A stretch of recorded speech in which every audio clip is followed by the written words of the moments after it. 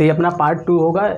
दो ध्रुवीय के अंत में ये क्या है, पार्ट नंबर 2 है। हम देखेंगे सोवियत प्रणाली क्या थी और इसका विघटन कैसे हुआ। मैंने बताया ना, जिसका जन्म होता है वो ख़त्म जरूर होगा, चाहे मैं हूँ चाहे आप हो। जो जन्म लिया है वो मरेगा, यानी और उसकी कुछ विशेषता भी होगी। अब गांधी जी को हम क्यों पढ़ते हैं, गांधी जी ने जन्म लिया तो गांधी जी की विशेषता भी थी और उनकी कुछ कमियां भी रही होगी और निपट भी गए गांधी जी, मतलब मर गए, है ना। उनको मार दिया किसने, नथुराम गोडसे ने, है ना, जब वो प्रार्थना कर रहे थे। अब जो सोवियत संघ प्रणाली क्या थी, सोवियत संघ की स्थापना सन 1917 में हुई। कब हुई, 1917 में हुई। कहाँ पर हुई, रूस में। तो इसी को बोलते हैं रूसी क्रांति। क्या बोलते हैं, रूसी क्रांति। इसका दूसरा नाम है बोल्शेविक क्रांति। क्या होता है, बोल्शेविक क्रांति, ठीक है। बोल्शेविक का मतलब होता है बहुमत। क्या होता है, बहुमत। बहुमत मतलब जिसकी संख्या ज़्यादा हो, या बहुसंख्यक कह सकते हो, बहुसंख्यक भी कह सकते हो, कोई इशू नहीं है, ठीक है। फिर इसको बोलते हैं समाजवादी क्रांति। क्या बोलते हैं, समाजवादी क्रांति, बोल्शेविक क्रांति और रूसी क्रांति।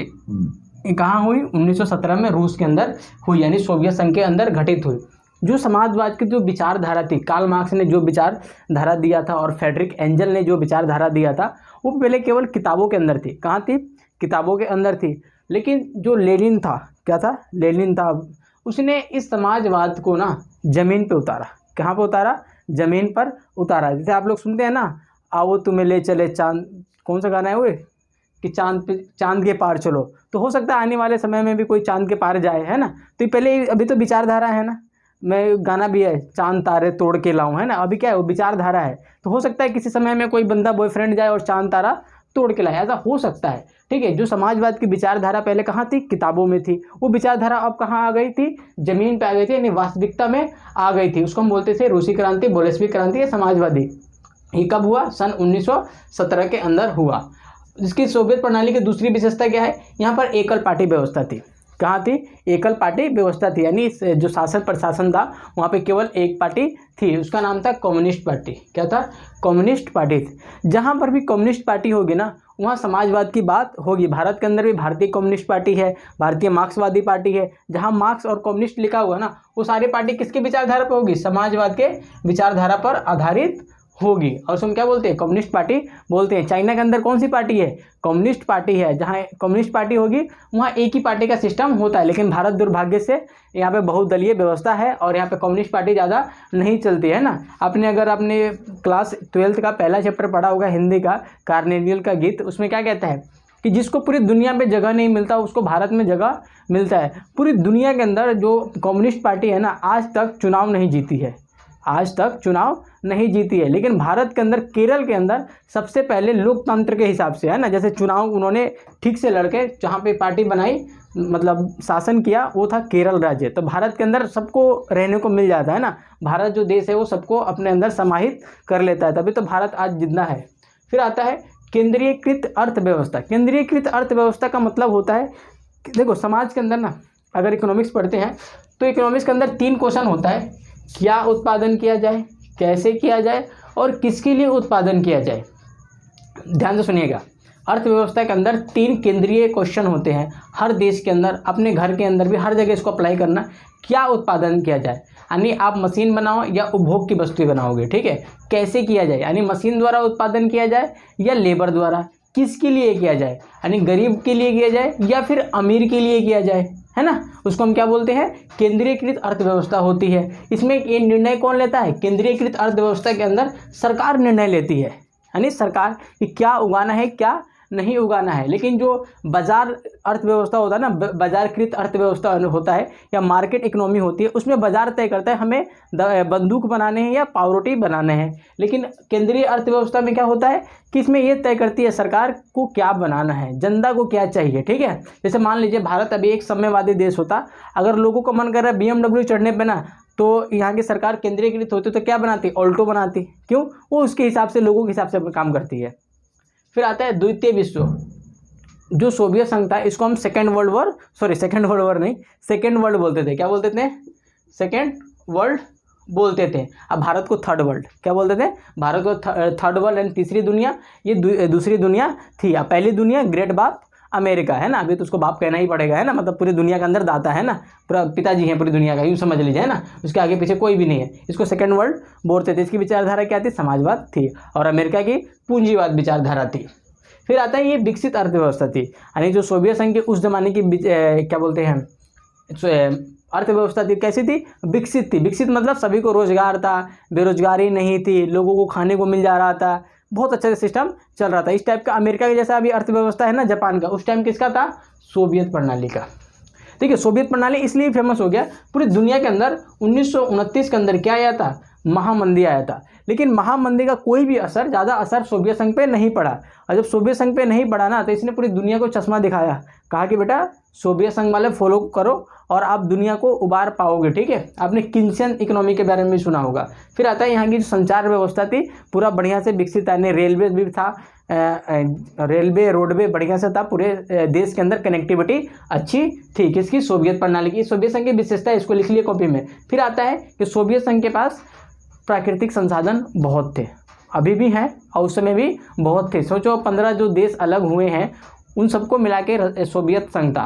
अब सोवियत संघ टूटने के बाद भी रसिया दुनिया का नंबर 1 देश है एरिया के मामले में, और उसके बाद प्राकृतिक संसाधन बहुत ज़्यादा है। अभी देखना यूक्रेन संकट चल रहा है। कौन सा संकट चल रहा है? यूक्रेन संकट। लेकिन जो रसिया है ना, यूरोप को अगर गैस सप्लाई बंद कर देना, वो लोगों के पास बहुत महंगाई बढ़ जाएगी। और हाल में हुआ भी है। क्या हुआ है कि रसिया ने अपने गैस सप्लाई क्या बंद कर दिया है, तो अमेरिका कह रहा हूँ, जो अपना यूरोप है, पश्चिमी यूरोप, वहाँ पे गैस का दाम बहुत ज़्यादा बढ़ गया है। आप इसको सर्च करके पढ़ना या फिर न्यूज़पेपर देखना, उसमें मिल जाएगा। फिर आता है घरेलू उद्योग जो थे ना, इनकी स्थिति सही थी। यहाँ पे सुई से लेकर हवाई जहाज तक बनता था। कहाँ पे? रसिया में बनता था। उपभोग की वस्तुएं अच्छी थी। उपभोग मतलब जो हमें सामान्य जीवन के लिए, जीने के लिए चाहिए, हम उन्हें उपभोग की वस्तुएं कहते हैं। लेकिन तुलनात्मक रूप से इनकी जो क्वालिटी थी वो थोड़े कम थी। इनकी क्वालिटी थोड़ी सी कम थी, यानी समझ लो चाइना टाइप की थी, है ना। फिर आता है सबको न्यूनतम आवश्यकता मिल रही थी, यानी एक व्यक्ति को जीने के लिए, जैसे मान लो एक व्यक्ति है, इसको जीने के लिए रोटी, कपड़ा, मकान चाहिए, वो सोवियत संघ आपको दे रहा था। लोगों के अंदर बिल्कुल पॉपुलर विचारधारा था, यार बढ़िया है विचारधारा। ये क्या थी? इसकी विशेषता थी। तो सोवियत प्रणाली क्या विशेषता थी? ये वाली विशेषता। अब आता है इतना अच्छा था तो खराब कैसे हो गया, टूट कैसे गया? कहते हैं ना, किले भी गिर जाते हैं जिनकी दीवारें कमज़ोर होती है। किले भी गिर जाते हैं जिनके दीवारें कमज़ोर होते हैं, ना। इतनी अच्छी व्यवस्था होने के बाद भी ये खराब हो गया। जैसे गांधी जी कितने अच्छे व्यक्ति थे, लेकिन नथुराम गोडसे ने एक ही गोली में उनको ऊपर पहुंचा दिया। ठीक है, तो सोवियत संघ क्यों विघटन हुआ? तो शासन का सत्तावादी होना, शासन का सत्तावादी होना, यानी सोचना शासन को कि मेरे पास सारे पावर हो गया, जनता तो कुछ है ही नहीं, जनता कुछ है ही नहीं। जब आप सोच लोगे ना कि मैं ही सर्वे हारा हो गया हूँ, मतलब सब कुछ करने वाला मैं ही हो गया हूँ, उस दिन आपका विनाश तय है। आपका विनाश तय है। आप जब भी सोचो कि मैं सबसे पावरफुल हो गया हूँ, एक बार कब्रिस्तान या शमशान जाके घूम के आ जाना चाहिए। उस दिन पता लग जाएगा आपसे भी तुर्रम खान जो है ना मरे पड़े हैं। ठीक है, तो वहाँ की जो शासन व्यवस्था थी कैसे हो गई थी? सत्तावादी हो गई थी। शासन पे उनका ही अधिकार होता था, किसी को पावर शेयरिंग नहीं करते थे। दूसरा था जो नौकरशाहों का दबदबा था। नौकरशाह वह व्यक्ति होता है जो प्रशासन में उच्च अधिकारी होता है, जैसे IAS हो गया, IPS हो गया, IRS हो गया, ये सब क्या है? नौकरशाह हैं। जो टॉप लेवल के ऑफिसर होते हैं ना, उनको हम नौकरशाह कहते हैं, जो कि पूरे प्रशासन को चलाते हैं। इनका दबदबा था, है ना, कि सरकार के बाद इन्हीं का नंबर आता है। ये जैसे कहेंगे वैसे सरकार चलेगी, सरकार वैसे चलेगी जैसे ये कहेंगे। फिर कहते हैं कि लोकतंत्र अभिव्यक्ति का ना होना। जो सोवियत प्रणाली थी इसमें लोकतंत्र तो था ही नहीं, एक पार्टी सिस्टम थी, तो लोकतंत्र की बात ही नहीं थी। दूसरा था अभिव्यक्ति का ना होना। अभिव्यक्ति की जो आज़ादी होता है, बोलने का आज़ादी होता है, वो नहीं थी। एक कहानी सुनाता हूँ। कहानी क्या है? मज़ेदार है, रियल है। ठीक है, उसको मानो तो रियल कहते हैं ना, मानो तो देव वरना पत्थर। 2 कुत्ते थे। कितने कुत्ते? 2 कुत्ते। एक चाइनीज कुत्ता था, चीन का कुत्ता था। दूसरा कहाँ का था? इंडिया का कुत्ता। चाइना वाला कुत्ता ना इंडिया भाग के आ रहा था। चाइना वाला कुत्ता इंडिया भाग के आ रहा था, और इंडिया वाला कुत्ता चाइना भाग के जा रहा था। एक जब गए ना, बॉर्डर पे मिल गए, है ना, वो देखा भाई तू क्यों आ रहा है चाइना से? तो बोला तू इंडिया से क्यों आ रहा है? तो ये इंडिया वाला कहता है यार इधर खाने पीने की ना बहुत दिक्कत है यार, इसीलिए मैं चाइना जा रहा हूँ। किस लिए? यार खाने पीने को बहुत अच्छा मिलेगा। बोला तू इंडिया क्यों जा रहा है? चाइना वाले से कुत्ते से पूछा इंडियन ने, तू यार इंडिया क्यों जा रहा है? तो चाइनीज कुत्ता कहता है यार चाइना में खाने पीने की तो सही है, लेकिन यार भोंकने की आज़ादी नहीं है यार। उसने बोला भोंकने की आज़ादी नहीं है, यानी आपको बोलने की आज़ादी भी चाहिए, इसीलिए। ठीक है, समझ में आ रहा है? तो अभिव्यक्ति की आज़ादी नहीं थी। चाइना के कुत्ता वाला समझ में आ रहा है? चाइना के क्यों भाग के आ रहा था? तो वहाँ बोलने की आज़ादी नहीं थी। और हमारा भारत वाला क्यों भाग के जा रहा था? तो यहाँ बोलने की यानी भोंकने की आज़ादी थी, लेकिन खाने को नहीं थी। तो आपको दोनों चाहिए। ठीक है, अगला आता है संस्थाएं जो थी, यानी वहाँ के जो इंस्टीट्यूशन थे वो अप्रासंगिक हो गए थे। अप्रासंगिक का मतलब होता है उसकी जो रिलेवेंसी है, उसकी जो जिस काम के लिए बनाया गया था वो काम नहीं कर पाना, उसको हम क्या बोलते हैं, इररिलेवेंस बोलते हैं, अप्रासंगिक बोलते हैं। जैसे आपको मॉनिटर बना दिया जाए क्लास का, आपका काम क्या है, शांति व्यवस्था बना कर रखना, लेकिन आप ही शोर मचाने लग जाओ तो जो मॉनिटर की वैल्यू है वो क्या हो गई, अप्रासंगिक हो गई। अगला है भ्रष्टाचार का अधिक होना। जो संस्थाएं थी भ्रष्टाचार की संस्थाएं बन चुकी थी। जैसे आजकल हम पुलिस जो डिपार्टमेंट है उसको हम किस नज़र से देखते हैं, भ्रष्टाचार की नज़र से कि यहाँ पे यार पैसे लूट लेते हैं, है ना। जो कोर्ट है उसको भी हम इसी निगाहों से देखते हैं, जहाँ ज़मीन का कारोबार होता है उसको भी इसी नज़रों से हम देखते हैं। तो भ्रष्टाचार बहुत ज़्यादा है भारत में, और उस ज़माने में सोवियत संघ में भी थी। फिर आता है एकल पार्टी का होना। एक पार्टी रहेगा तो किसी को पावर शेयरिंग नहीं करेगा, चुनाव में वोट दो या नहीं दो, कौन जीतेगा, एक ही पार्टी है, एक ही जीतेगा। अगर आपको रेस में दौड़ा दिया जाए कि आप अकेले दौड़ो तो कौन जीतेगा, आप ही जीतोगे, कोई है ही नहीं, ठीक है। और जो पार्टी के लोग थे ना, इनको विशेषाधिकार मिला हुआ था, इनको विशेषाधिकार मिला हुआ था, इनको बहुत सारे फैसिलिटी मिली हुई थी। तो जनता इनसे देख के जलती थी, यार हम भी तो नागरिक है, पार्टी के सदस्य बन गया तो इनको इतने ज़्यादा फायदा मिलेगा, ये तो गलत है ना। फिर आता शासन का उत्तरदायी नहीं होना। जो शासन थी रिस्पॉन्सिबिलिटी नहीं लेती थी। जैसे भारत के अंदर कोविड-19 आया तो सरकार ने रिस्पॉन्सिबिलिटी लिया और उसने क्या किया, सभी को टीका लगवाया, लेकिन वहाँ की सरकार ये काम नहीं करती थी। भारत सरकार ने कम या ज़्यादा आपको अनाज दिया ना, थोड़ा बहुत जो भी दिया, लेकिन दिया, यानी उत्तरदायी सरकार है। आपको सुरक्षा की फुल गारंटी लेती है, यानी उत्तरदायी है। यानी आप सरकार से कुछ क्वेश्चन पूछते हो, सबका तो जवाब नहीं देती है, मोदी सरकार की बात कर रहा हूँ, सबका जवाब नहीं देती है, लेकिन थोड़े बहुत को तो जवाब दे ही देती है। तो हम कहते हैं कि सरकार क्या है, उत्तरदायी है, रिस्पॉन्सिबिलिटी है। फिर आता है लोगों की इच्छा को नहीं समझना। लोगों की इच्छा को नहीं समझना, यानी मूड को नहीं समझना। तो वहाँ की सरकार कैसी होगी, उस चीज़ का विघटन तो होगा। जैसे आज कांग्रेस पार्टी जो है वो पूरा खत्म हो चुकी है, पूरा खत्म हो चुकी है, उसको भारत जोड़ो यात्रा करना पड़ रहा है। जिस पार्टी ने देश को आज़ाद कराया उसी पार्टी को भारत जोड़ो यात्रा करने के लिए इतने बुरे दिन आ गए, ठीक है। यानी जो राहुल गांधी जी हैं या सोनिया गांधी जी हैं, वो देश की भावना को नहीं समझ पा रही है, यानी जनता क्या डिमांड कर रही है ये नहीं समझ पा रही है, इसीलिए वो क्या हो रहे, हार रहे हैं। फिर आता है रूस का प्रभुत्व। सोवियत संघ बहुत बड़ा था, 15 देश थे, लेकिन उसमें सबसे ज़्यादा किसकी चलती थी, तो रूस की चलती थी। अब जैसे मान लो पूरा भारत है अपना, ये पूरा भारत है, पूरे भारत के अंदर किस राज्य का चलता है, तो उत्तर प्रदेश का चलता है ना, थोड़ा बहुत बिहार का चलता है, झारखंड कह रहा हूँ, राजस्थान क्या बोलते हैं, गुजरात का चलता है, और आपका महाराष्ट्र का चलता है, तमिलनाडु का चलता है। लेकिन इसमें भी पूछा जाए सबसे ज़्यादा किसकी चलती है राजनीति में, तो कहोगे भाई उत्तर प्रदेश का चलता है। तो सारे राज्य जलेंगे कि नहीं, जलेंगे। तो ऐसे ही सोवियत संघ के अंदर रूस जो था उसकी चलती थी, तो सारे लोग की जलती थी, रूस की चलती थी, तो सारे जो राज्य थे वहाँ के उनकी जल्दी थी। तो कहते थे यार हम तो गलती आ गए यार, गलत डब्बे में बैठ गए हम, पता नहीं कैसे सोवियत संघ में आ गए हम लोग। फिर आता है अन्य देशों की अनदेखी कर देना। जो सोवियत प्रणाली था वो अपने आप को बिल्कुल फिट समझता था, अनदेखी कर देता था, है ना, क्या अरे ये क्या करेंगे, इनको कुछ समझ में थोड़ी आता, हम ही सबसे अच्छा है। जैसे मान लो अभी एशिया कप हुआ, क्या हुआ, एशिया कप 2022 हुआ, इंडिया हार गई, श्रीलंका जीत गई। हारने के पीछे इंडिया का कारण यही था कि हम लोगों ने कुछ ज़्यादा ही हल्के में ले लिया, पाकिस्तान को मजबूती में लिया, लेकिन इनको ये नहीं पता था हमें श्रीलंका भी हरा देगी। श्रीलंका ने हराया और पाकिस्तान ने दोबारा हरा दिया। इसीलिए किसी को अनदेखी नहीं कर सकते। अगर आपको युद्ध जीतना है ना, तो अपने से ज़्यादा अपने दुश्मनों की नॉलेज होनी चाहिए। तो जो सोवियत संघ था वो पड़ोसी देशों से नहीं सीख पाया, यानी जो यूरोप के पश्चिमी देश थे, अमेरिका के समर्थित देश थे, जो पूंजीवादी देश थे, उनसे ये सीख नहीं पाया। अगला आता है हथियारों की होड़। अब क्या है ना कि अपने दुश्मन को मारने के लिए हमें हथियार बनाने पड़ते हैं। अगर आप हथियार पे पैसा खर्च करोगे तो आपका अर्थव्यवस्था डाउन हो जाएगा। जब भारत आजकल हथियार पे ज़्यादा पैसा खर्च कर रहा है तो थोड़ी सी अर्थव्यवस्था भी हमारी थोड़ी सी डाउन हो सकती है, लेकिन अभी मजबूत है। लेकिन रसिया ने क्या किया था उस ज़माने में, यानी सोवियत संघ ने हथियारों पे ज़्यादा पैसे खर्च किए थे, तो उसका क्या होगा, अर्थव्यवस्था कम हो जाएगी। जैसे मान लो आपके पास 1000 रुपया है, आपके पास 1000 रुपया है, ठीक है, आप चाहो तो विकास में खर्च करो, ठीक है, या हथियार में खर्च करो। तो सोवियत संघ क्या करता था, 700 रुपये जो होता था ना वो हथियार में खर्च करता था, 300 रुपये विकास में। तो क्या कुछ भला होगा अर्थव्यवस्था का, अर्थव्यवस्था का भला नहीं होना था। तो हथियारों की होड़ लगा लिया और उसके बाद इसकी अर्थव्यवस्था डाउन हो गई। किसके तुलना में, पश्चिमी देशों की तुलना में। पश्चिमी देशों से ये पीछे हो गया था, पश्चिमी देशों से ये पीछे हो गया, यानी जो अमेरिका के समर्थित जितने भी देश थे उनको हम पश्चिमी देश कहते हैं।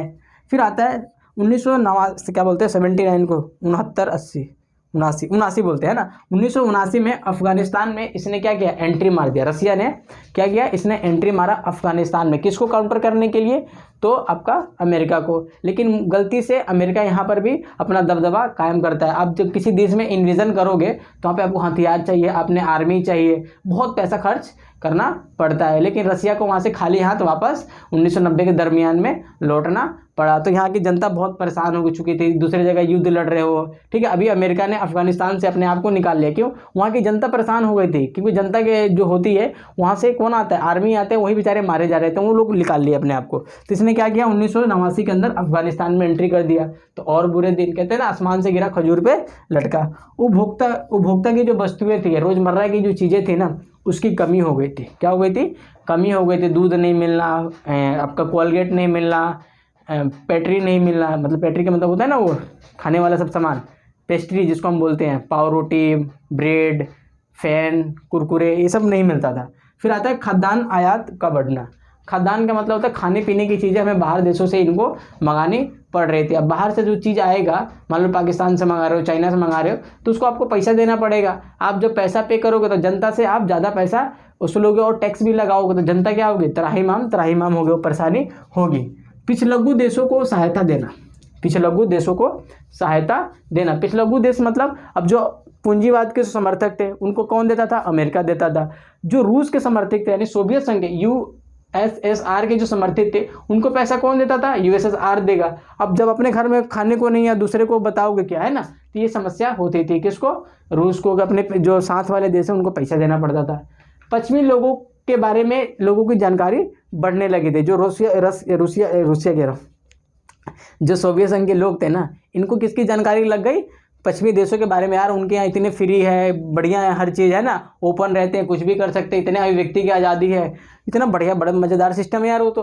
फिर आता है मनोवैज्ञानिक धक्का लगा। जब आपको पता लगे ना, दिल जब टूटता है, उसको पता होता है मनो, यार किसको मैंने हीरा समझा, जिसको हमने हीरा समझा वो तो नालायक कोयला निकला, है ना। तो वैसे ही सोवियत संघ के बारे में लोगों की जो धारणा थी वो बदल चुकी थी। उनको लगा यार हमारे साथ बहुत बुरा हुआ, ठीक है। फिर शासन का केंद्रीयकृत होना। शासन कैसा था, केंद्रीयकृत था, जिसके अंदर एक ही बंदा पूरे साम्राज्य तो नहीं, वो सोवियत संघ का निर्णय लेता था। भारत क्या है, संघीय देश है, केंद्रीयकृत देश नहीं है। केवल यहाँ मोदी के पास पावर नहीं है, यहाँ दूसरे के पास भी, अमित शाह कह रहा हूँ, यहाँ उत्तर प्रदेश के जो सीएम है उनके पास भी पावर है, राजस्थान के सीएम है उनके पास भी पावर है। यानी शासन का केंद्रीकृत नहीं है। अगर शासन का केंद्रीकृत होगा तो एक ही बंदे का शासन होता। तो ये क्या था, सोवियत संघ का विघटन क्यों हुआ।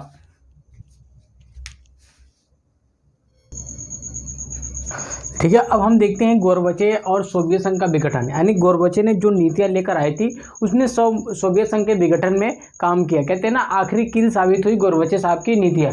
गोरबचे का मकसद सही था, गोरबचे का मकसद सही था, लेकिन उसके जो परिणाम है, उसकी रिजल्ट है, वो अच्छा नहीं हुआ।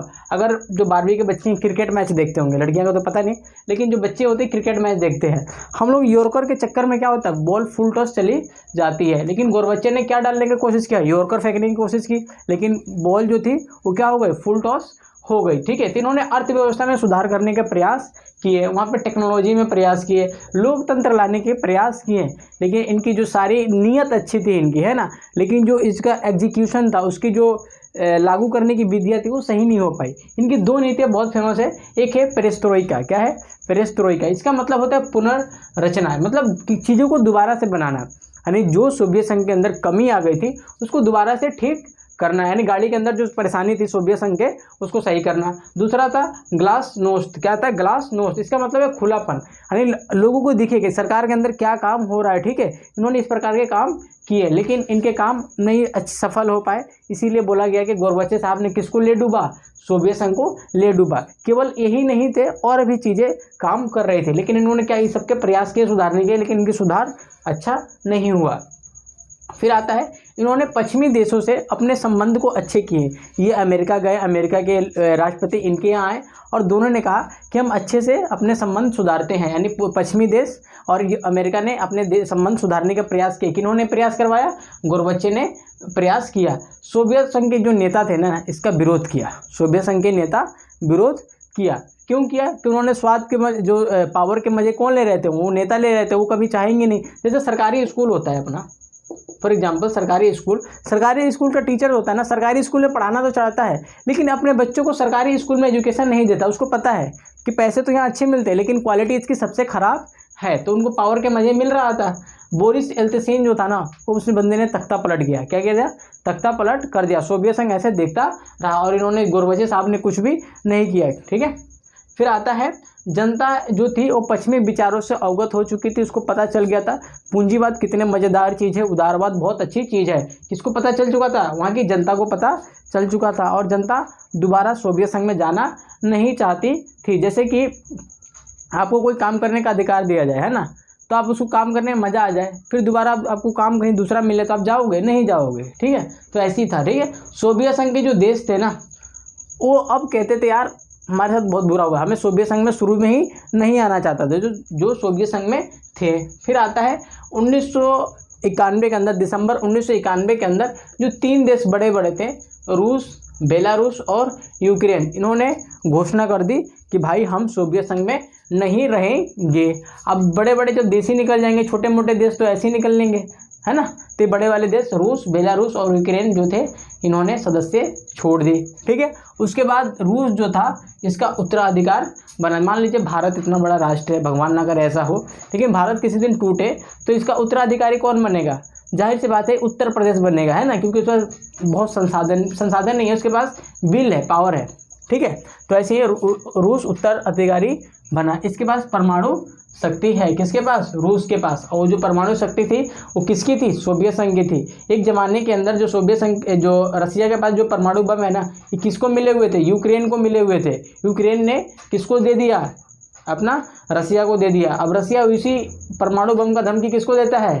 अपना यूक्रेन को देता है। इसीलिए इतिहास में कभी भी जो आपको हिस्सा में मिल रहा है ना, उसको ले दो मत किसी को। जैसे कि वीटो पावर इंडिया को मिल रहा था, लेकिन इंडिया ने किसको ट्रांसफ़र कर दिया? चाइना को। अब चाइना ही हमें P5 में घुसने नहीं देता है, तो इस चीज़ का ध्यान रखना चाहिए। फिर आता है विघटन का परिणाम, यानी जो विघटन हो गया सोवियत संघ, उसका क्या रिजल्ट आया भाई? तो कहते हैं ना, अच्छी या बुरा तो रिजल्ट आया ही। शीत युद्ध की समाप्ति हो गई। जैसे ही सोवियत संघ का विघटन, पहले आप पॉइंट क्या लिखोगे? शीत युद्ध की समाप्ति। जो शीत युद्ध चल रहा था 45 सालों से लगभग, वो क्या हो गया? खत्म हो गया। जो सैन्य गुट बने हुए थे वो खत्म हो गए। जैसे सोवियत संघ का USSR का सैन्य गुट का क्या नाम था? वारसा नाम था ना, ये खत्म हो गया। जो 1955 में बना था, ये खत्म हो गया। हथियारों की होड़ खत्म हो गई। अब हथियार किसके लिए बनाओगे? दुश्मनी खत्म हो गया, दुश्मनी मर गया, यानी सोवियत संघ खत्म हो गया, तो हथियार की होड़ भी खत्म हो गए। पूरी दुनिया को लगा कि अब नई शांति व्यवस्था दुनिया में आएगी, यानी लोगों ने उम्मीद किसकी करनी शुरू कर दी? शांति व्यवस्था की उम्मीद करने लगे।